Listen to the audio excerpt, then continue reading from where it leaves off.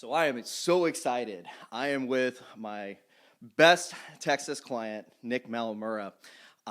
This is really exciting because, when I think about, where I started this idea, the concept, carving out your own slice of Texas, Nick, he's not just carving out his own slice. I mean, he's taking the whole pie, right? And I'm so fortunate to have Lindy Chapman with me. Lindy's an agent, and she actually introduced me to Nick. And Nick and I, we've worked together. I think I helped you on your second property, right? So I helped you with your investment property. I wasn't in Texas yet, but I helped Nick with his first property, which was an investment property. And then you bought a primary, helped you on a couple refis, and then you introduced me to your friends, family, work associates. I mean, everybody. So I'm just so grateful to know Nick. And, it's really amazing, right? Because you started this journey 5 years ago, right? You came from California, and, really today was all about talking about, how you were able to carve out your own slice, how you were able to accumulate units and acquire real estate. And we were going to talk about from a personal standpoint, but I mean, here is amazing, right? So we're going to show you today, we're just going to kind of go around and show all the different pieces of Nick's empire, because that's what it's really about, right? But what we're going to see is that he has created a construction company. He has created an investment company. So we're here in South Dallas. He owns 127 units, right, where he and his partners, they're handling leasing. I mean, it's amazing. It's really, really fascinating. And then we're also going to talk about your personal portfolio. So I'm going to hand the microphone to Nick and Lindy. And Nick, just walk us through, what was that journey like? Ron, this is a pleasure being here with you, and I appreciate everything you've done for me personally. Anytime that I have a question, Ron will answer the phone, even on Sundays, which I don't answer my phone on Sundays, but when I did it the other way around, he answered his phone and got through some things. So just so you know, by now we've actually acquired some properties. This property is 172 units. Oh, 172? Yes, Okay. which is a fun one. But on top of that, with some purchases and refis, you've actually probably helped me personally with about 6 of them, just so you know. I don't know if nice. That's so that's great, yeah. So we started off, came here. I always knew that I wanted to get into real estate. That's always been my passion, my dream, my desire, and I've always liked construction. My first time I started construction, I was 16 years old, started framing, building homes residential, and doing drywall. And long story short, it was really, really hard work. And so I decided to fast track a little bit and thought, hey, I'm actually a little smarter than this. So I went to college, went to the University of Minnesota, graduated with a communications business degree, only to find myself back in construction again. Right. So quite the journey. But long story, though, is I tell people, hey, you want to get into real estate, it's possible, it's doable, figure it out, have a little plan, and also the biggest thing is figure out what is your investment strategy. That's like the first thing, is sit down and have a question with yourself, or have a time with yourself and say, hey, what is my investment strategy? There's 6 to 10 different investment strategies, and every single person is going to have a different investment strategy, period. So with me, I started off in residential. Bought a handful of properties with residential, and then went into commercial or multifamily. Got it. And then when you talk about the journey, right? So when did Lindy enter the picture, and how was Lindy able to assist you? I mean, she was here day one. When we moved here, I knew I had to get a house. We have 4 little kids, my wife and I. We had 4 kids in 5 years, so they were back to back. And we wanted a little, house, a bigger house. And I called Lindy. I was like, hey, help me find a house. And we just need to pull a trigger on it quick because we're moving fast. Yeah. She's like, we drove some properties and we bought a house without my wife even seeing it at all. I just found a location, found a house, and that's where Lindy's really helping me. But since then, I don't know how many transactions have we done together along with all the family and friends. So I don't know. We talk monthly, sometimes weekly, because I constantly send her stuff that I'm interested in. And so going back to the investment strategy, I don't have a one single investment strategy, where some people are like, hey, when I hit a certain number of units. So right now we're over 200 plus units, wow, doors. And I don't have a one single investment strategy. except the numbers pan out. I like multifamily and I like residential, especially when numbers really make sense, and especially when we could take our construction company and throw it into a property that's mostly distressed. Yeah, and bringing Lindy into the picture, Lindy, you and I, we've known each other for, probably about 3 or 4 years. Yeah, and we actually met on LinkedIn, right, through Katie Morales, who's our insurance friend from Goosehead. Met through the comments, kind of similar how I met Haley Perry. Right? So it's kind of funny how that all works. Social media does work. It's all about connections. So, Lindy, your specialty is in corporate relocation, and you had mentioned that a lot of your clients that are coming from other states, they see the huge opportunity in Texas. So, talk a little bit about your background and how you assist those clients. Sure. Actually, Nick was my first relocation client. I don't even know that you know that. I had been with the company. I wanted to do relocation, and I was told that I couldn't. I had wanted to train agents to understand the challenges of a relocation family moving in. Was told no, and so I took to video and I left that company and started my own thing. Started a relocation company myself, but just helping people relocate successfully. And Nick is like my you are the ideal client that I love to work with, because they were moving here to start a different life, right? And to have the freedom to do what they want to do. And it was really fun getting connected with Tanya. His wife is, the backbone behind this whole operation in a lot of ways. But it was really important for me to connect with the spouses when I relocate somebody here. It's really important to me to help the spouses get connected to. A lot of times she has 4 small children. She needs to focus on her 4 small children and doing that. But I love my other clients that are ready to go out and get a career, to get connected to those career resources they need, to find where they belong, to get connected to other moms when they don't have that built-in. Fortunately, your wife had a built-in thing, because I helped move several families with your company that was moving here. But really understanding that it's not just about finding a house. It's really about finding home and really listening to both partners in that relationship and making sure. So it was really fun, because Nick did help me start that relocation journey. And I do have so many clients that are moving here because they want a better quality of life for their kids. They want to start a business, or they have a business, and they really love the freedom and the opportunities that Texas offers. The other thing that's really important to me about relocation, and I don't work with everybody that calls me. A lot of times I will refer them to another real estate agent, because I think personal connection is so important. And that was what was really cool about Nick and some of the other guys I moved. We had a personal connection. We had a faith connection.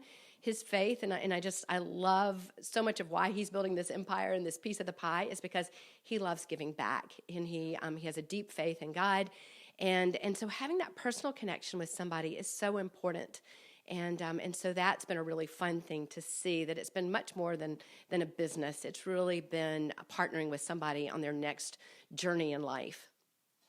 Yeah, absolutely. I've been in the industry. I started out in wealth management and then made the move to residential lending. I've been in residential lending for 9 years, and Nick's story is so inspirational, right? I have a client in California where he has 7 investment properties, and I just thought, oh my gosh, that's amazing. How did he accumulate all that? How did he go about doing that? And that really got the idea going. And to see Nick in 5 years, 200 units in Texas is unbelievable. It's really incredible. And Nick, when you're looking at different investment properties, so let's start with one, right? So, how do you choose the location? How do you choose the type of unit? You look at like a duplex, a threeplex, a fourplex. How do you go about doing that? Do you have specific metrics? Is it a hunch? What do you recommend for someone who's just starting with their first unit? Excellent question. I love it. This is my favorite topic to talk about. So Awesome. If I get on a tangent or go too fast or go too slow, jump right in. But first and foremost, let's start off with the property that we acquired, single family. Let's start off with single family. So the number one thing I tell people is just buy something. Yeah. The number one mistake that you can make is not buying anything. I don't care if it's single family, multifamily, commercial, whatever, one door, one single unit. Do not be a victim of making the mistake of not buying anything. Buy something, whatever you got to do to buy it. If you have bad credit, partner with somebody. If you don't have as much money, partner with somebody that could bring in some money, help you with it, put some sweat equity in there, okay? Just really kind of grind it out and get in there. So that's number one. But give you an example, we bought a house last year. It was, we bought it for $140,000, okay? Easy, simple, anybody could do it. Even Lindy could do it, okay? No, okay. But anybody could realistically do it. And so we bought the property for $140,000. And I just knew it was a good buy, okay, because I kind of saw the market going crazy. It was an off-market deal. Long story short, I put about $15,000 or $20,000 into remodeling it. A lot of sweat equity. It took me a whole month. I single-handedly did it myself, and then I got a renter in there right away. Okay, my mortgage on that, just simple numbers I'll share with you. $140 into it to buy, $15 on the remodel, so we're at $155. Now that property I could put on the market and sell it for $280,000. Wow.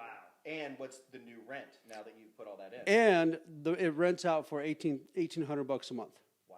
My mortgage on it is $528 a month. So it's cash flowing. Yeah. But along with that, so again, we're going back to what's your investment strategy. On this particular one, I just knew it was a great deal, ran some comps, it just made sense, but I didn't predict it to skyrocket over $100,000 of the purchase price, correct? Along with the rents that it's cash flowing monthly. Okay, that's just one example. So I tell people is buy something, okay? Mm-hmm. That's number one. And then on top of that is at the end of the day, it's going to make money. If you're not cash flowing right away, it's going to cash flow, right. Okay? On the bigger end, we bought a property last year as well, and it was 28 units, okay? We bought that property for $1.5 million. I did about $275,000 or $300,000 on the CapEx. And long story short, the property is stabilized now. It was more of a distressed property. The property is stabilized now. It generates gross income of $23,000 a month. Okay, and my return right now, if I put it on the market right now, we could sell it for $2.4 million. Okay, so $500,000 within a year as well. Mm-hmm. So it was a win-win, both situations on both of those properties.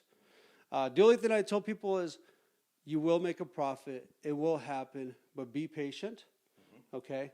I knew that I was going into the 28 unit with some patience, more of a long-term, because, again, I don't think anybody could have predicted what happened last year. Mm-hmm. And so to see a return that fast within a year on both of those properties was pretty incredible, okay? Yeah. And then lastly is, you know, some people say, hey, don't waste your time with single family or don't waste your time with one door. Okay, if that's the idea, that's fine. What you could do, where you could come in and help, and you and I have had a lot of dialogue about single family, multifamily, try to buy a duplex, try to buy a threeplex. On a residential loan, with a residential loan, as you know, you could go and buy a fourplex, and then anything after a fourplex is considered a commercial, so it's a little more complex. But nonetheless, is see if you could do your shopping, go into a fourplex. If not, find some single family that you could do some CapEx to, some remodel, you know, some sweat equity, and it's going to turn out well for you. Yeah, I mean, you bring up the 2 to 4 units, right? So you can actually use owner-occupied financing, right, if you live in one of those units.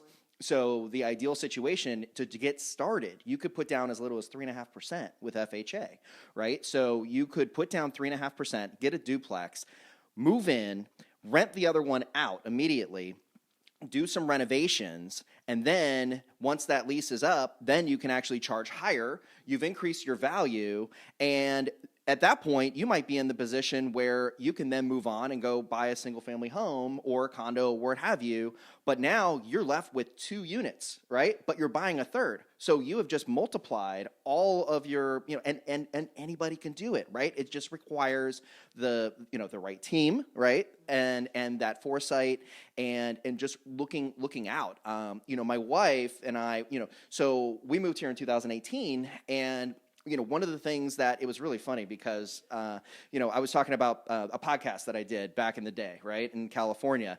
And it was one of those things where in California, we lived in Southern California, in Los Angeles. And, I mean, it's like an hour drive, right, which was about the episodes that we had with the podcast. And one particular podcast we were talking about, so we had a guest on that was talking about how to buy investment properties using your IRA, right? So using retirement money. And we talked about a self-directed IRA. So it was really funny because my wife, Karen, she all of a sudden was starting to look out there, and she was looking at condos in like Cleveland. And I'm like, I'm not servicing a unit, a $150,000 place in Cleveland in the middle of the winter, pipes bursting. No. But she actually saw a couple of these, and I'm like, okay, that's nice, but like, how are we going to do that? And she's like, I'm just going to use my IRA. I'm like, how did you know that? She's like, I listen to your podcast.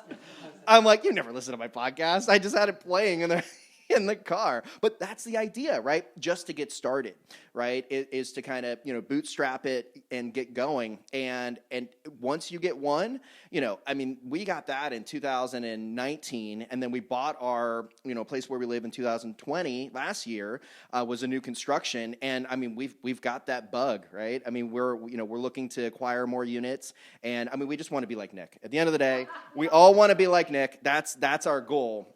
But that's the whole point of, this series, is to show people how they, show them the opportunity, but also walk them through those steps of how they can acquire it. So any parting thoughts, team? I want to just add, because I think this is so, you both came from California, which is an extremely expensive market. I have kids that live from San Francisco to New York City, and talking about renting and stuff, it's such a waste of money. So I really would suggest anybody that's renting to think about, how can you own a property, to talk to somebody like Ryan that can really help you figure out the finances of it. And one thing I talk with my children who live from coast to coast, and they can't afford to live in those big cities. I have one that doesn't know where she wants to be permanently, so she doesn't want to buy a house.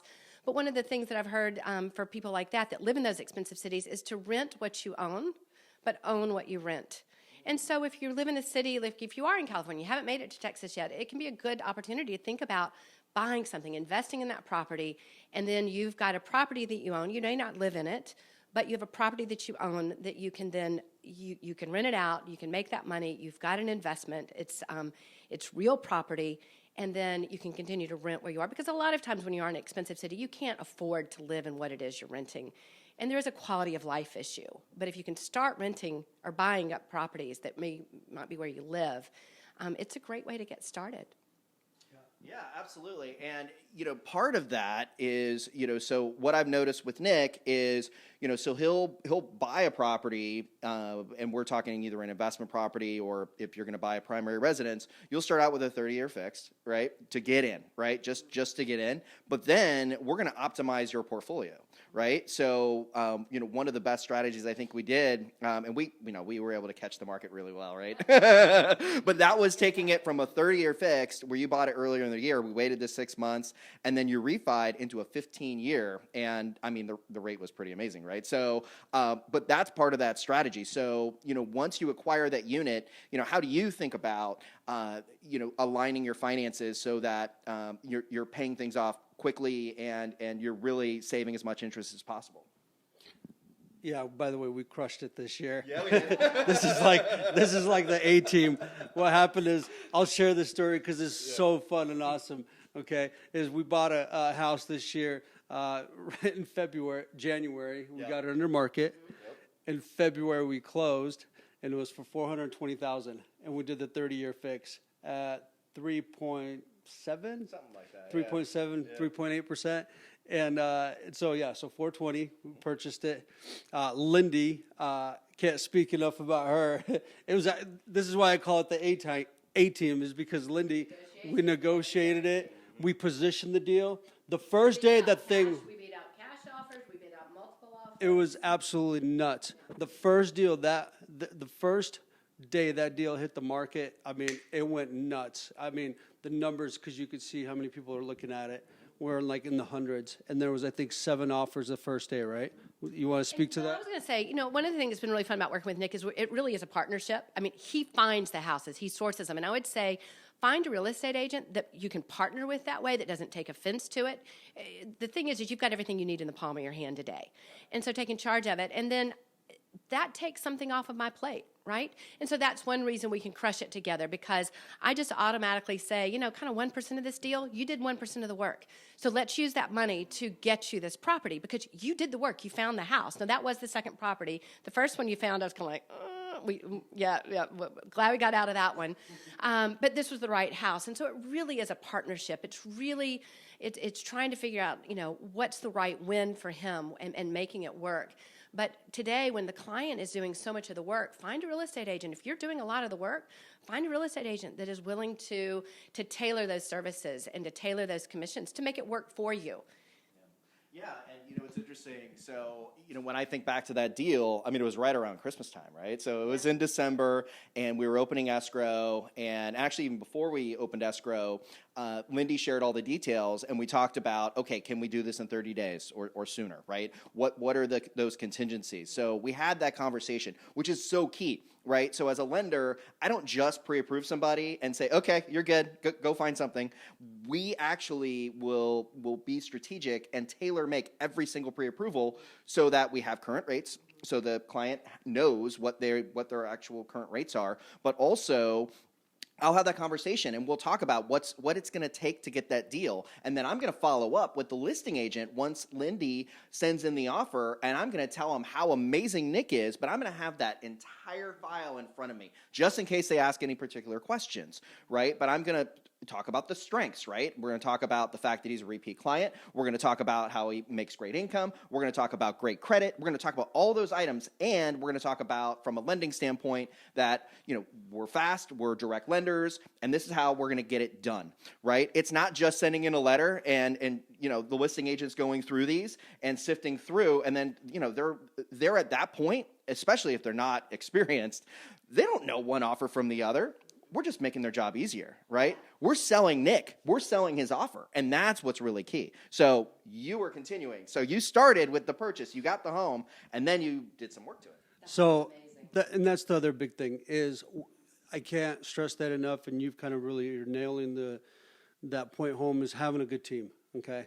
So having an amazing agent is unbelievable, but then also having a broker that can move fast and give you all the details that you need, okay? So this home went on the market for $420,000 because there was such a big pop and so much interest, which there is with every single home. Lindy made an addendum saying, hey, we'll give them an addendum that we will always be the best and final offer no matter what offers they get. So that's how we were able to beat out even the cash offers. So they went back and they said, hey, we have a cash offer, and it's $30,000 more than your asking price, but you guys need to come up $30,000 and some, right? Appraisal waiver, yeah. Like there was a few exclusions that they wanted, and that'll be, we'll patiently wait for you to do the closing, which that's where you came in to really move the needle and set proper expectations, saying, hey, I'm his broker, I've done some work with him. He has X, Y, and Z, all the things that you said, and we will be able to close this really quick because they just want to sell the money and they want to get out, right? Exactly. Yep. And so the appraisal waiver, along with the great broker, along with the investment strategy. Mm-hmm. So this was going to be my primary residence. Yeah. Okay, so there was no investment strategy. I just wanted an amazing house for my family, for the kids, with the swimming pool and all the other stuff that we got with it. Yeah, go ahead. You were going to. Well, I was just going to say, you would ask me about doing an escalation clause. Well, escalation clauses are illegal in Texas unless you have a lawyer write it up. But there is a form that you can send, and you can actually get the seller, if they will agree, to tell you the highest price to beat. You can do that. Most agents don't know to do that. A lot of selling agents won't refuse to do it. But if you think about it, the seller's best interest is to get all the people that are offering to beat the best offer. And you can do that. It's not an escalation clause. It's just, hey, will the seller give me permission, or will you get the seller to tell me the price to beat? And you can put it in the seller's hands, and they can do that. And it is amazing to me how few agents know to do that or are willing to do it. And it's just, it's a transparency thing. I should be able to call that agent, okay, well, show me that highest offer, but then get them to do it. But then where we won was when we got into the negotiations. And we still got to take that price down from that $440 or $445 or wherever we were, and we got it down. And then the really fun thing was when the appraisal came back in, and the appraisal, you already had instant equity in it. And now after what you've done to it, because you need to see it, it's fabulous. Yeah. I haven't seen it. Yeah. So the next piece to this was you put all the new work, right? So you put down probably, I don't remember the exact numbers, but I think it was like 5 to 10%. You were paying mortgage insurance, 5%. So it was 5%. So we put 5% down, which means you're going to pay mortgage insurance, right? But what Nick did is he put in, I don't even know how much money into the property. Between 75 to 100,000 cash. Okay. So 75 to 100,000. So what he did was he put all of that extra work, all that value, which now valued the property higher. So when we did do the refi, it actually, the loan to value was more like 70%. So we went from 95 loan to value down to 70, no mortgage insurance, and we went from a 30 down to a 15, and you saved, I don't know how many hundreds of thousands of dollars of interest. $120,000 over. So that was the crazy thing. So we went from the 30 to 15. We locked in at 2%. Okay, that was huge. A lot of people have no idea that the interest rates are that low. I talk to friends all the time, and I ask them, "What's your interest rate?" And they're still in the threes and high threes, and some of them in the fours. I'm like, "What are you doing?" You got to get that and get after it. And so over the course of just doing that little switch. My mortgage actually dropped, Ron. I don't know if you know this. Okay, well you do obviously, but on top of that, I'm knocking off $120,000 over the long term, loan amount, right? Which is pretty incredible. Yeah. By the way, the house we locked it in at 420. I did my remodel, so I'm about 500 into it. We did the appraisal, and it's valued. I know that I'll be able, it valued at almost 600,000. Yeah. But I guarantee you, they're pretty conservative when they do their appraisals as well. Yep. So if we put on the market, we'll probably sell it easily for, I don't even know, 620, 6 something. Right. And Nick, I would love to sell you another house, but I'm not doing that to Tanya, so you're staying put for right now. So you're not moving. So I was just going to say, one of the things I've loved about working with Ron is that he is a certified financial planner. He's got a background in finance.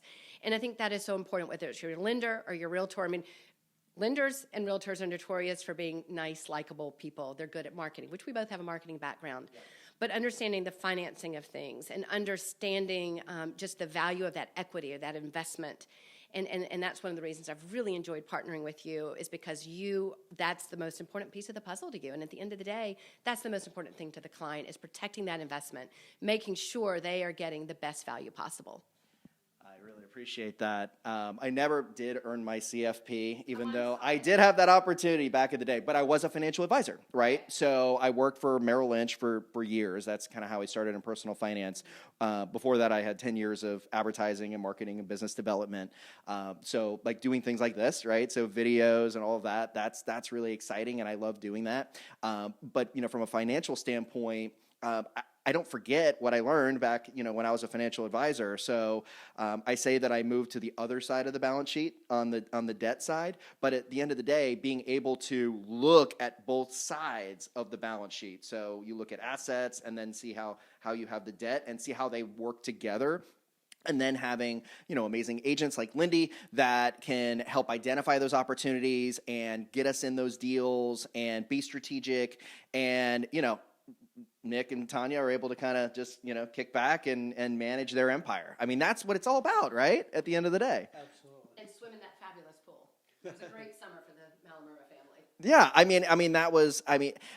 it's amazing, so how you were able to buy an asset at 420, put some work into it, $80,000, $100,000, and then, 2020 had an amazing amount of appreciation, but that sweat equity, that work that you put into that home, you just built up so much value, and then to reduce your carrying costs on a monthly basis, that's the dream, right? Absolutely. Absolutely, and it's been really fun. What other questions do you have for me, and what can we talk about? Oh, gosh, I don't know. Lindy, do you have any questions? Let me talk to you guys a little bit about this property, too. It's a really fun one. Absolutely. So this one's 172 units. Right. This strategy is a little different, again, investment strategy, because this property is extremely distressed. It was 30% occupied, okay, out of the 30% occupied. And this one was a little really painful because we had to put a lot of cash down to buy it. Yeah. So we had to spend $7 million just to purchase it, and it had to be all cash. all that being said is the cost, this was more of a long-term investment along with the cost segregation against the construction company, okay? Because you get to do an accelerated cost segregation when you're buying distressed property, and we'll get into that's a whole different topic in itself. Right. But long story short, we already had an appraisal done on this one as well. So we bought it for $7 million. We're going to be about $3 million into it on the construction side, and then we'll go ahead and do a refi on it and pull our money out. But the plan on this one was also 18 to 24 months to do a flip. We'll be done with this property in February, and we're already at 60% occupied. So we've really just doubled it, fast-tracked it. And so within 14 months, we will be where we need to be at. And so we just, we'll literally cut our, goal in half almost. Okay, so, this is amazing, right? So when you think about, going from 30 to 60, in the middle of a pandemic where there's a renter's moratorium. You're a big dude, so, did you, come knocking on the door? How did you do that, right? We did have to knock on a few doors.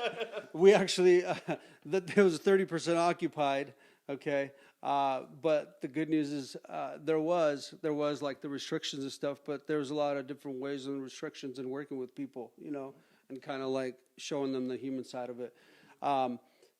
But the whole point that I was really kind of getting to is about the investment strategy, okay, and just kind of going all in, and so once we had an appraisal done on it because we were already doing our homework to do our refi.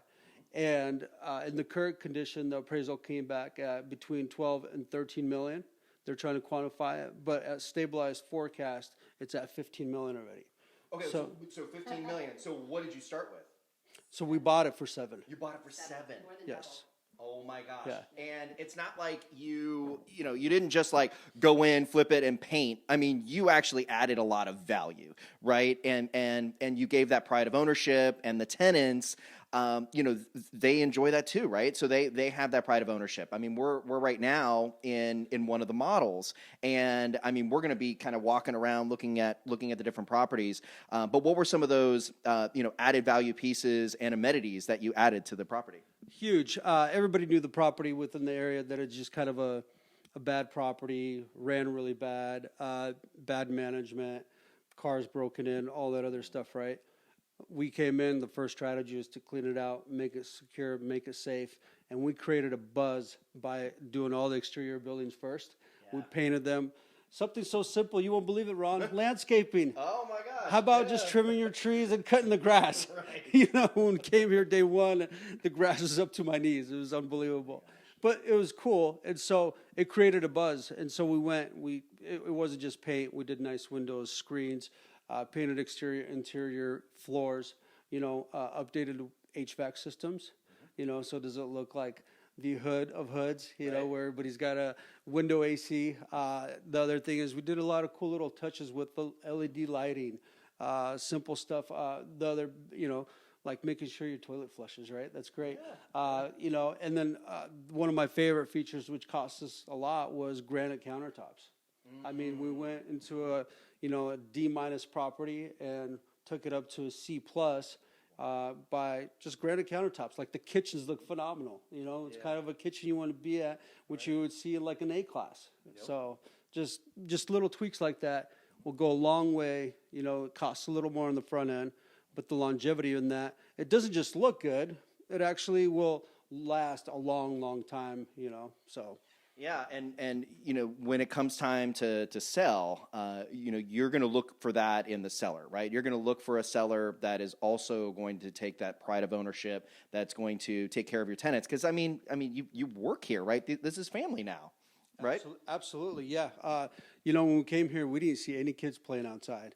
Wow. We have a playground, and now we see kids playing outside and riding their bikes, and it's become a community, and it's actually become like even a beacon of Dallas and the Housing Authority and code enforcement as an example property. One of the inspectors that comes here, they come here every single month to take pictures, see the progress, and they're like, hey, we're literally going to use this as an example on all the properties that are currently in litigation with us, which is pretty awesome. Well, and share how many people you've employed since coming here. So we started with a small little team of 6 to 7 people last year, and right now we're currently at 60. So big team. Wow.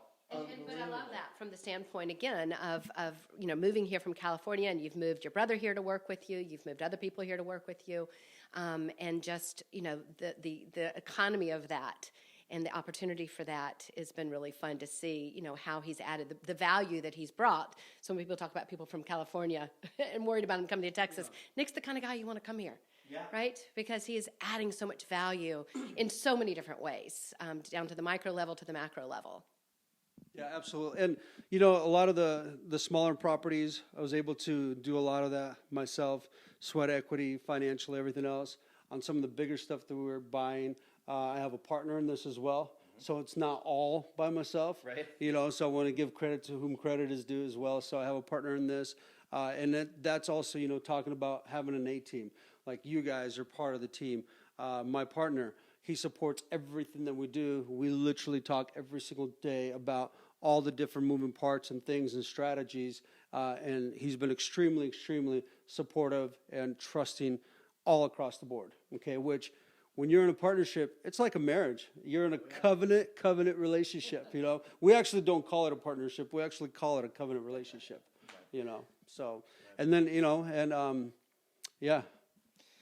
I mean, I think that's where we should wrap up, at least for the intro part. So I'm excited to really show what Nick has produced and just walk around the property, because what we're going to see is, so we're going to kind of start off where we're going to go into the construction office, MRC, and then we're going to go into the leasing office, and then we're going to do a couple pictures around here. This is kind of the model home that, as I mentioned, his wife Tanya did a great job in putting together, and then we're going to start walking around, and we're going to actually see, I think you mentioned there was a distress unit, right? So we're going to check that out to kind of see the before and after. Distressed. Many. So there's more than one, right? So it's a work in progress, right? But going from a 30% occupancy to what you've been able to produce is really incredible. So I'm really excited to share that with everybody. So thanks so much. Oh, I was gonna.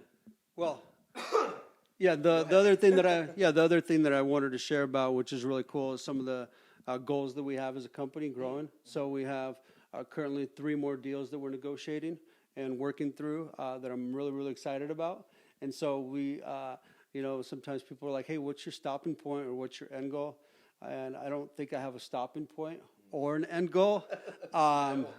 I just have a 5-year plan for now, right. And the 5-year plan is, 5,000 units in the next 5 years, along with, which is, you got to start somewhere, right? Sure. So, along with our construction company has absolutely just been absolutely crushing it and been doing an amazing job, and we've been really pouring a lot of our efforts and energy in company culture and supporting the guys and building them up, and because we've already been peeling guys off from our own projects that we have and servicing other, multifamily CapEx, big property management companies as well, along with our restoration division and our construction company that's been just phenomenal and just taking names and kicking butt as well. So that's been fun. I mean, that's incredible. So, 200 to 5,000. And I mean, that's literally, you hear the term 10X, right? Mm-hmm. So that's all about, having that. And, once you get to a certain level where, you've got great credit, you've got the income, you've got the assets, you've got leverage, that's where you can really scale it up, right? And that's... Absolutely. I mean, once you lay the foundation, right? It's like, how do you build a house, right? You lay the foundation. You have the team in place. You have amazing, people all in the right places. And then it just starts really picking up steam, and a big snowball effect starts taking place. And so that's just the best part of it. Amazing. And I mean, are you always going to be a resident of Texas, or what does the sunset look like for you guys? You're going to retire in 10 years? Like, are you going to move to another state? Are you going to get a place, chateau? Like, what's the plan? No, I'm a really, really simple guy. So definitely, I would say I'm a Texan for life. All right. Okay. Plain and simple. And I always told people, hey, I went to all the craziest states that you could imagine with all the news that's happened in the last few years. I grew up in Seattle, Washington. I went to school, University of Minnesota, and all the stuff that happened there. I lived in California, but I was always made to be born in Texas. It just took me a little longer to get here. I think this would be the permanent residence. My next year's goal is to finally get a lake house. We enjoy the lake, we enjoy the water, so I'm being patient for that, but we'll make that happen. And along with adding to the family, my wife has a passion, along with my kids, to adopt 2 more kids. So I'm pretty excited about that. That's incredible. And she was like, "Hey, we've been talking about it for a while. Let's just do it." So January of next year, February, let's go ahead and get certified and go through that option period. So that's pretty fun. Oh my gosh, that's amazing. So I think Lindy and I, we need to look for like a 7-bedroom lake house for the family. So no, that's going to be great. And in Texas, especially just outside the DFW area, there's a lot of different options. Right? There's Eagle Mountain Lake. There's Lavon Lake. With this series, I'm going out and visiting lots of. What was that? Possum Kingdom. There's all these great lake properties, and Lake Bridgeport. There you go. That's the lake for me. Lake Bridgeport. All right, so we're gonna have an eye on Lake Bridgeport for Nick. So, all right, thanks, guys.